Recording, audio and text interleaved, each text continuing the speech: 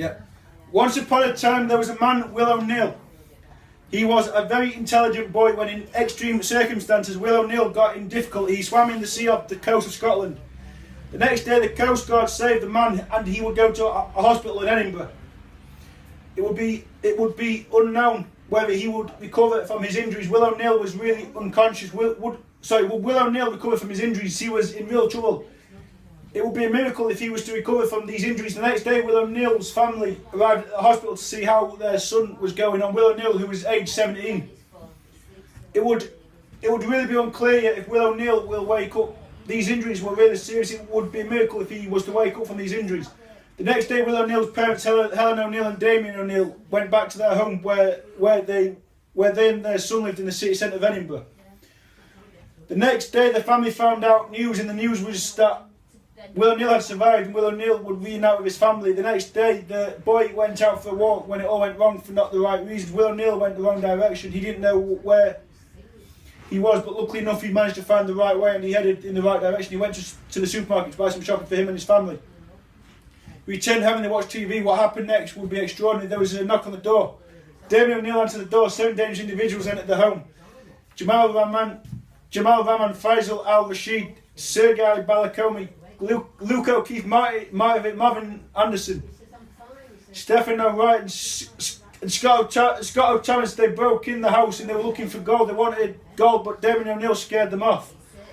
So he scared off the offenders. However, when Damien O'Neill opened the door, he saw them and getting in his car, and he found the police and told them that the offenders had tried to get in Damien O'Neill's car.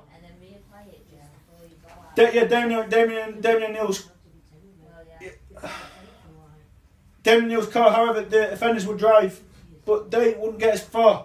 They wouldn't get far as Damien O'Neill would catch them. The next day, Edinburgh police arrived to the property and spoke to Damien O'Neill. He asked Damien O'Neill questions. Damien O'Neill told the police his version of events.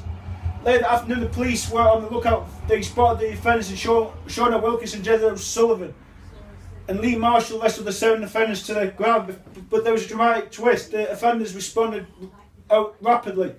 Only for Shauna Williamson, Jethro Sullivan and Lee Marshall to handcuff the 7 offenders. They would go to Edinburgh Crown Court. Judge Andrew Jones handed the 7 offenders a 35-year sentence. They were driven off in the police cars.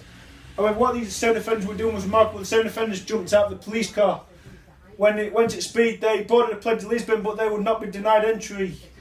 They were put in the police car, and this time they wouldn't be able to get out of the police car, and they were put in their prison cells in Edinburgh. They would spend a further 40 years for escaping the police car, trying to get on the plane without showing their passport. The next day, Will O'Neill received a text. It was off Damien Ritchie. However, Damien Ritchie would get reported for harassing Will O'Neill. Damien Ritchie, who lived in London, was sending bad remarks to Will O'Neill's phone, so Will O'Neill blocked Damien Ritchie's phone number. However, when Will O'Neill went to Easter Road to watch Hibs and Rangers, Damien Ritchie was at the ground. Will O'Neill wrestled David Ritchie, but David Ritchie responded. David Ritchie was causing so much problems, but luckily enough, Will O'Neill was okay. Will O'Neill wasn't injured. However, in a dramatic twist, when Hibs scored, Damien Ritchie invaded the pitch, but Damien Ritchie would be taken away from Easter Road. The next day, Will O'Neill went to college, and someone on a different course made personal remarks to Will O'Neill. So Will O'Neill reported the student, who is named Marcus O'Halloran, who is an Irish student. Marcus O'Halloran would get thrown off the course for his behaviour towards Will O'Neill. Late that evening, Will O'Neill had driving lessons, and Will O'Neill passed his driving test. He had been taking driving lessons for 8 weeks, but Will O'Neill had passed his driving test, and Will O'Neill bought himself a BMW like Jonathan Fort's. The next day, Will O'Neill's brothers and sisters, Alex O'Neill and Oscar O'Neill and Rochelle O'Neill and Lizzie O'Neill, went bowling with Damien O'Neill, Will O'Neill and Helen O'Neill, but it didn't go right for the right reasons. Will O'Neill realised something was missing from his pocket. Will O'Neill had been pickpocketed, but Will O'Neill found the offender, Luke O'Sullivan, and managed to get his belongings back. Damien O'Neill reported the offender, Shane O'Thompson. And Shane O'Thompson was escorted out of the bowling place in Edinburgh. The next day, Will O'Neill was invited for trials for Celtic. Brendan Rodgers wanted to have a look at Will O'Neill to see if he would be any good to be given a contract to play for Celtic. Later that evening, Will O'Neill drove back to his home in Edinburgh. When he received a phone call on his phone, it was Brendan Rodgers.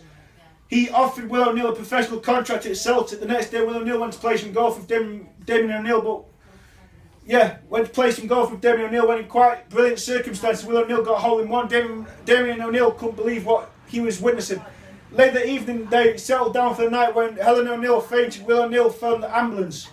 But Will O'Neill, in remarkable circumstances, saved Helen O'Neill's life. But would it all be too late? Helen O'Neill wasn't waking up. Will O'Neill put Helen O'Neill in the recovery position, and Helen O'Neill would eventually respond. Will O'Neill saved his mum's life. She was 24 seconds of passing away. The next day, Damien O'Neill got drunk and missed the toilet.